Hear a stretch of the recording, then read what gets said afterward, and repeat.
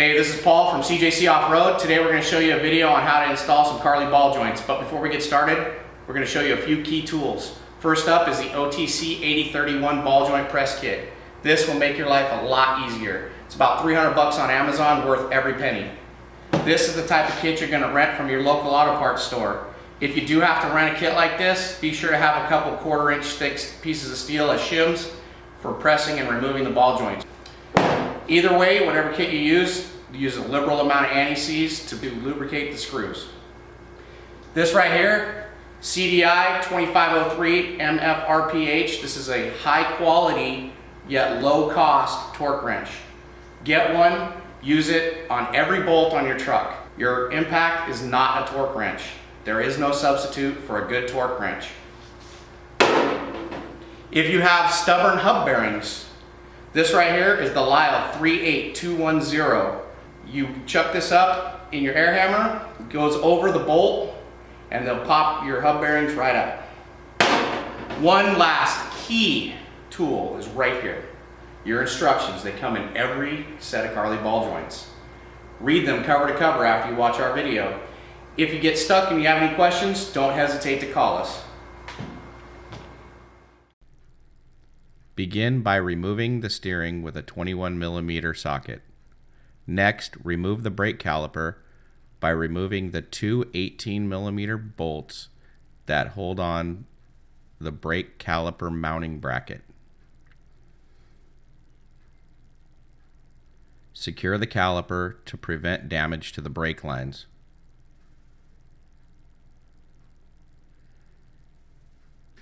Next, you will remove the rotor. In some cases, the rotor may be frozen on.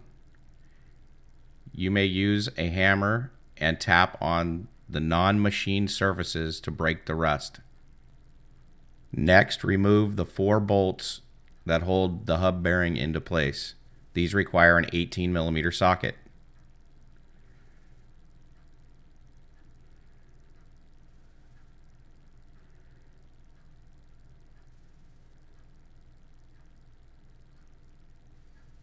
After this, use a 5mm Allen key to remove the ABS sensor.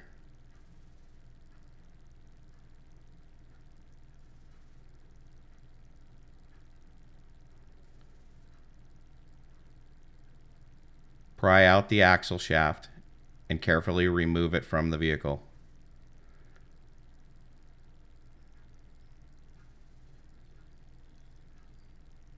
Use a 30mm socket to loosen the lower ball joint nut.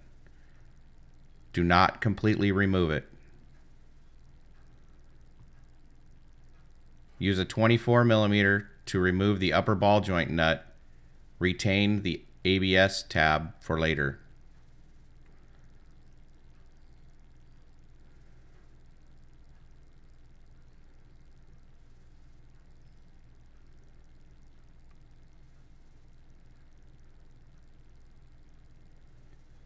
Next, you'll use a pickle fork to remove the knuckle.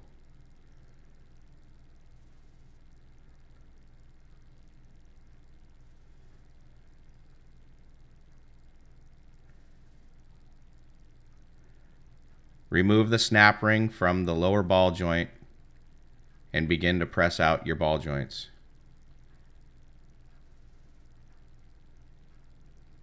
If your truck has stubborn ball joints, use the press to apply a lot of load to them and then strike the C next to the ball joint with a hammer and they should pop loose. This particular truck has had its ball joint serviced before, so they popped out without any trouble.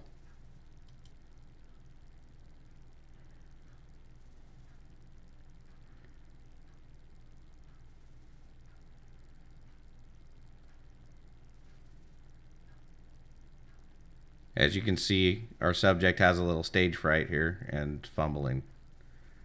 But the ball joints come out very easy.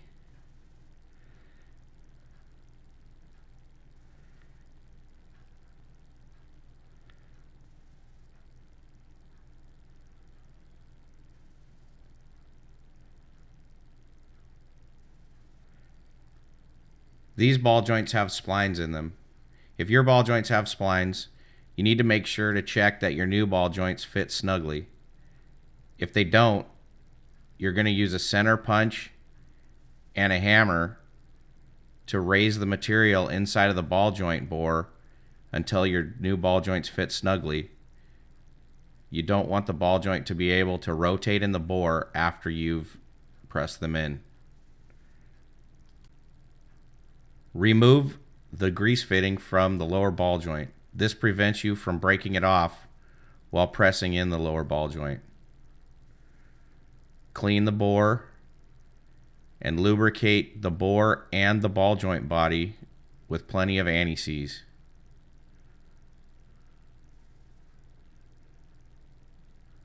This axle is going to have some marks on it to indicate where you will orient the grease fitting while pressing in your ball joint. The arrow indicates the front of the truck. Be sure to use the load spreading washer provided by Carli. Failure to do so can result in a cracked ball joint, which will not be covered under warranty.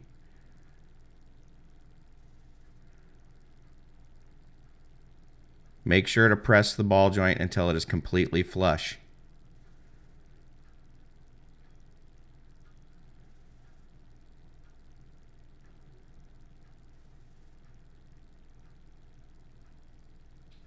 Replace the grease fitting and install the snap ring, ensuring that it's fully seated in the groove. You can check this by making sure that it spins.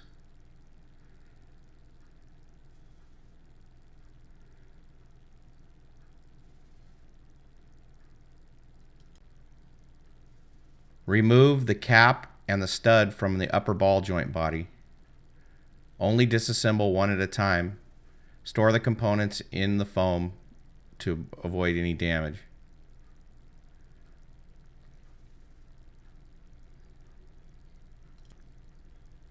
Clean the upper ball joint bore and lubricate everything with more anti-seize.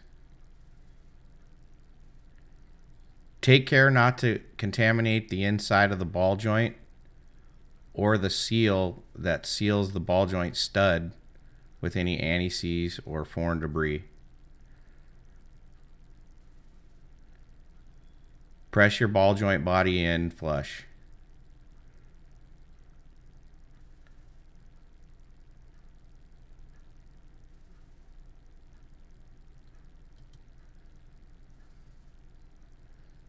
After pressing in your body, install the stud and the cap.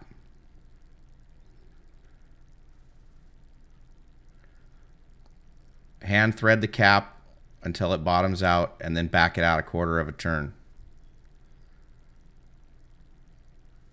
Install your knuckle and do not forget to install your ABS tab. This is a common mistake and it just becomes a headache because you have to take everything back apart or cut a slot in your ABS tab to sneak it in there.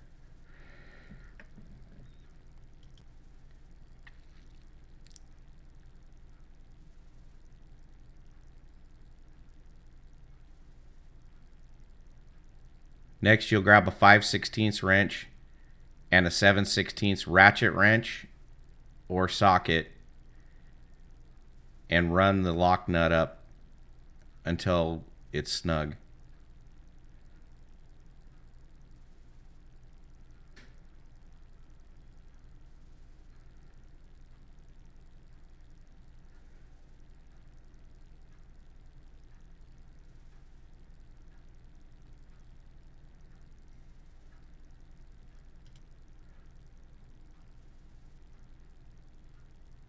We'll do the same thing for the lower with an 1 1/8" wrench and a 1/2 inch ratchet wrench. If you don't have ratchet wrenches, you can use a socket, but the ratchet wrenches really work well on this. Torque the lower ball joint to 35 foot-pounds.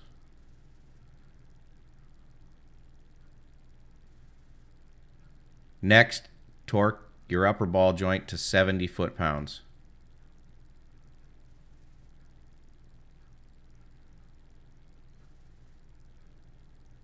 Then finally, you'll torque the lower to 160 foot-pounds.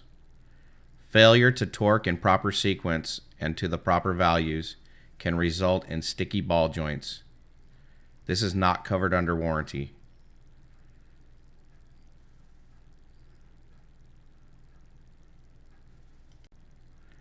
After torquing, we will move the knuckle lock to lock and check for clearance between the knuckle and the lower ball joint. As you can see, this truck does not have proper clearance. We'd like to see about 1/8 inch of clearance. Clearance your knuckle, then reinstall and re-torque it.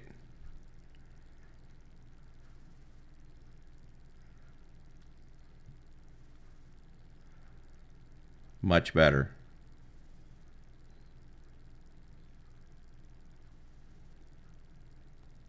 Gently clean the rust out of the bore that your hub bearing rides in. Try not to remove any material. Just get the rust and the crud out. Give all mating surfaces a good coating of anti-seize. It's pretty hard to use too much anti-seize unless you live in a vacuum.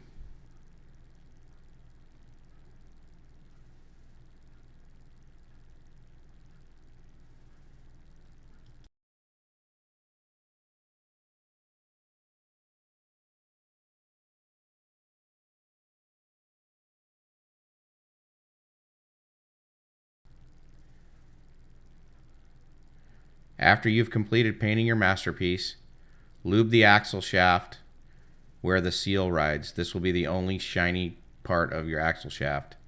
Lube the splines as well, so you do not tear the axle seal when you reinsert the shaft. Do not force the axle shaft in, use a little finesse.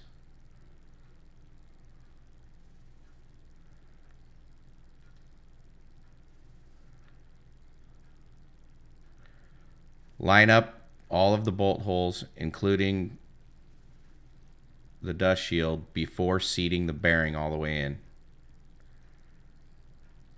You can use a dead blow or other soft hammer on the axle shaft to get it seated all the way. If you're really having trouble, just start a couple of the hub bolts and pull it in with that. Do not tighten anything until you get all of the bolts started.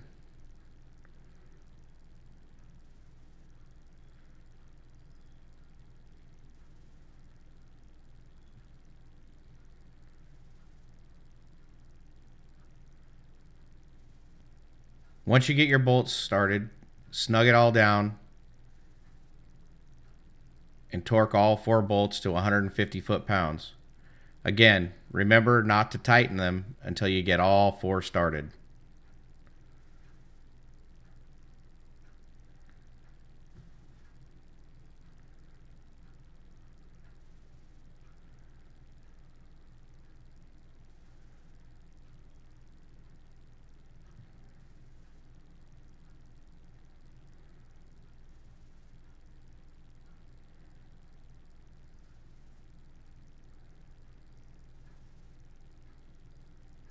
Torque these bolts to 150 foot-pounds.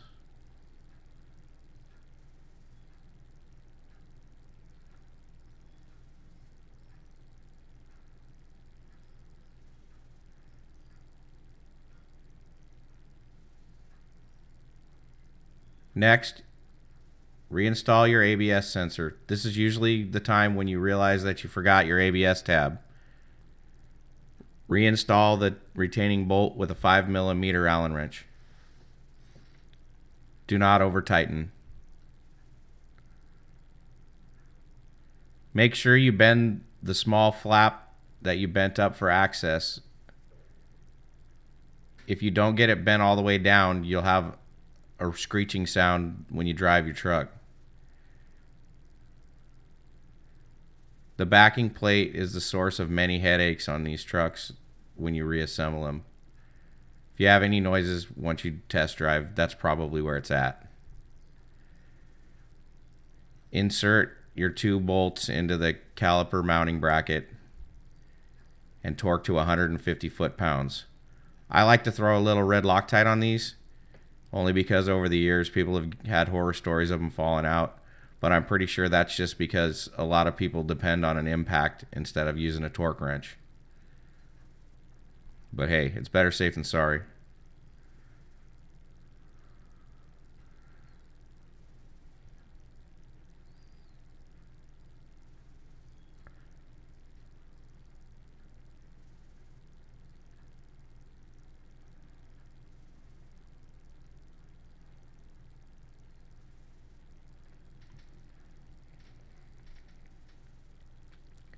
Reattach your steering, torque to 78 foot-pounds.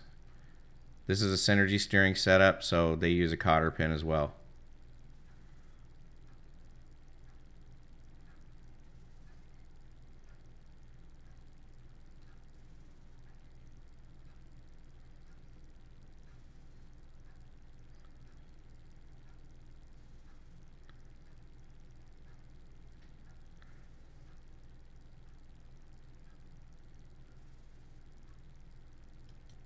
We're on the home stretch now. It's just a matter of greasing. Pack the upper ball joint with grease. It's usually 5 to 6 pumps. Always use a manual grease gun, no pneumatics or electrics. As soon as you feel resistance, stop.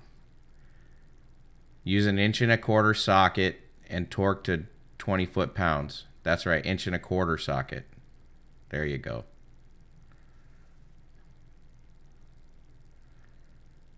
On the lower, you'll need to rotate the axle until you can fit the grease fit gun in there. Just 1 to 2 pumps until you feel some resistance. Always grease with the wheels off the ground. Thanks for watching.